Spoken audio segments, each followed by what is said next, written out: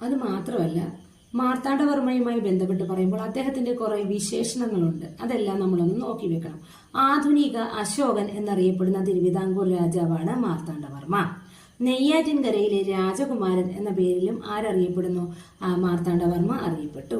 ഇനി ഒരു പാശ്ചാത്യ ശക്തിയെ യുദ്ധത്തിൽ തോൽപ്പിച്ച ആദ്യ ഇന്ത്യൻ രാജാവും ആരാണ്? മാർത്താണ്ഡവർമ്മയാണ്.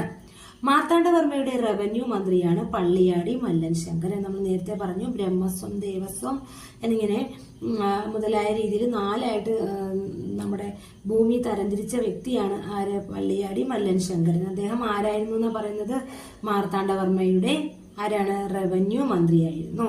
ഇനി മാർത്താണ്ഡവർമ്മയുമായുള്ള യുദ്ധത്തിൽ കായംകുളം രാജാവിന്റെ സേനയ്ക്ക് നേതൃത്വം നൽകിയതാണ് എരുവയിൽ അച്യുതവാര്യർ. അപ്പോൾ എരുവയിൽ അച്യുതവാര്യർ ആണ് കായംകുളം രാജാവിന്റെ സേനയ്ക്ക് നേതൃത്വം നൽകിയത്. ആരുമായിട്ടുള്ള യുദ്ധത്തിലാണ്? മാർത്താണ്ഡവർമ്മയുമായി